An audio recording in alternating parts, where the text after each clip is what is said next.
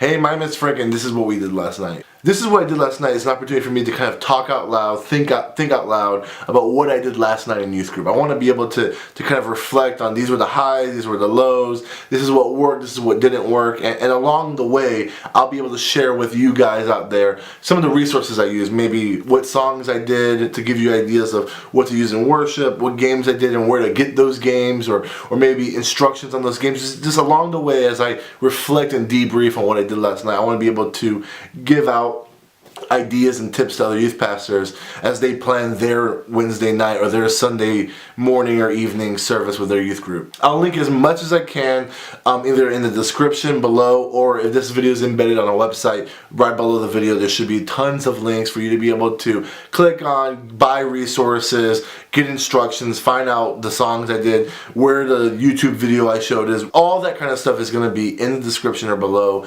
the video on the website. So with that being said, this is what we did last night. So earlier on Wednesday, I went on Facebook and I asked the Facebook community in youthmin.org what Christmas playlist they have on Spotify. I have Spotify, I have a premium account, and I use it to play music before the service, but I wanted this month specifically to just be Christmas music.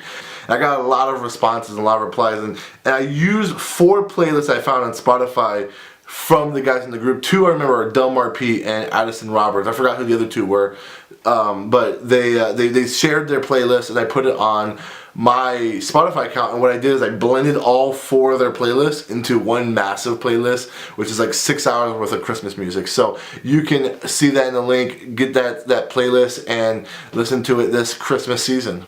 So the first video I showed for my element of fun, it was a countdown video. The kind of the part that separates the hangout time to the time where we actually start the service. And this week what I did is in my DYM member package that we get every single month, there was a video called Party Llama. I'm not going to say much else than this. It's really weird. And I think that's the point. It's like a 2.5 minute countdown. It's super funny and super weird, but I think it's going to be great. So when it comes out in the DYM store probably next month, make sure you grab it. Immediately after that, I showed a quick promo video for Winter Chill. In the link below, you'll see a long version of the promo video. What I did for last night is showed an abbreviated version of that video to my students. And then for the last video, I showed a Ren Collective music video, which is of their rendition of Joy to the World. It's hilarious. The song is great and it sounds awesome, and our kids love Ren Collective. And if you don't know who they are,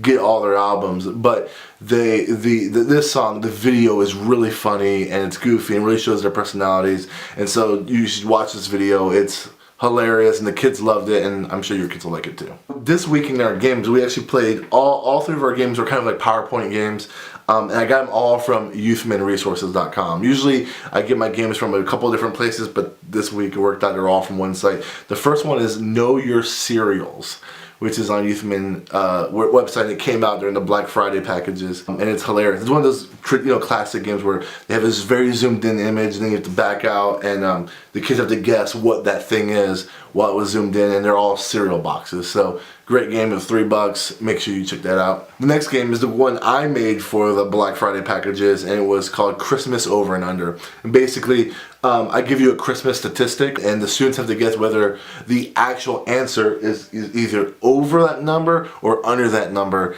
And it's pretty self-explanatory. Pretty interesting facts like how many Christmas trees is America growing for next year's Christmas, or how much does a mall Santa Claus make, which is, by the way, a ridiculous figure. And then my favorite game of the night is called Christmas Reverse Charades. And so reverse charades is where you bring 2 people to the front and they're looking out to the crowd, and there's going to be a word on the screen and the crowd has to act out what the word says, and the people on the stage have to try to figure out what the crowd's acting out.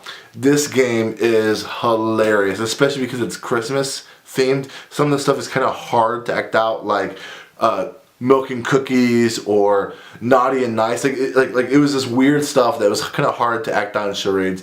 The kids absolutely loved it. So make sure you pick that up in the Youthmin Resources store as well. For our songs this night, we started off with Silent Night, and it is actually interesting because usually Silent Night is the song you end with, but we decided to start it up in the beginning, and our guys did kind of like a folky version of of Silent Night. It was really cool. I was really proud of those guys. It was different, but it was meaningful. Then we did Give Us Clean Hands by Tomlin. And the last song was Freedom Reigns by Jesus Culture, which is slowly becoming one of my favorite songs that we do in our youth group every single night. And so occasionally to intro my message, I'll do a video. I'll try to find a video that kind of works with the message that I'm talking about. And sometimes it works, sometimes I don't do any video because sometimes there's no good video to add to my message. But there's this group of people called the Bible Project. There's a channel on YouTube called the Bible Project, and it's great. It's like animated kind of storytelling of either what's going on through books of the Bible or different biblical themes. And the video I showed that's going to be linked here is the video called The Messiah. It's a biblical themes video explaining who the Messiah is, what is a Messiah, from going as far back as to Genesis, God proclaiming that he was going to send someone to crush the head of the snake, and the snake's going to bite their heel, and that's the first time we hear about this Messiah, this deliverer. And then going throughout the entire Old Testament narrative all the way to the birth of Christ and how Jesus is our Messiah. And so it was a great, probably like 6-minute video, maybe 5.5-minute video. It was a good intro to my message that we talked about our Messiah. And so the message I talked about last night, I called it Advent, and it's kind of just a lazy name for it. I really just didn't want to come up with a title last night, and since we're in a series called Advent, I figured I'll just title it Advent. But the kids don't really care about the titles of your sermons anyways. And so what I did for the first like 5 to 6 minutes of my message is explain what Advent was, that this is a season we enter into to where we place ourselves in the biblical narrative as people waiting for our King to come, our Messiah to come. What the majority of my message was about how Moses is a type of Christ, how Moses brought Israel out of the tyranny of Pharaoh, out of the bondage of slavery, and into freedom, into the promised land, and kind of how God intervenes in the struggles of his people, in the midst of their cries and their pain. God delivered them out of that. And so how Jesus delivers us out of that pain that we go through with our sin and Satan and this world, and how Christ is our Messiah, and how the same way God's people was looking for a Messiah to rescue them, we too right now are looking to our Messiah to rescue us. And going back into the Advent theme, you know, God's people were waiting for God to intervene, to step in, and to change and fix their circumstances and the pain they were going through. And ultimately, God did that with Moses, bringing them out of Egypt. But God does that for us through Christ, that he entered into our world. He took our pain and our sin and our suffering so that we can be forgiven and reconciled, and we can walk into this promised land, which is ultimately going to be our kingdom. It's going to be the kingdom forever. And so it was cool tying those two and bringing it into the concept of Advent. And a quick pro tip, I might be stealing this from someone who I just saw on Facebook and Twitter within the past couple of days. So if you said this recently, please forgive me. But I read this like from someone I thought was great. Instead of like, when you're doing a game, instead of giving points like 1, 2, 3, 4, put it in the thousands. So like, if they get the question right, they get 1,000 points. And so like the final score is like 6,000 to 8,000, and it's like way bigger and way more intense. And it sounds silly and dumb, but students love it. They love saying that I got 15,000 points to your 12,000 points. It's just an easy, quick, meaningless asset to a game that you can do very easily. Add thousands of points to the game. That's all I got. If you have any questions, feel free to comment. Feel free to hit me up on Twitter.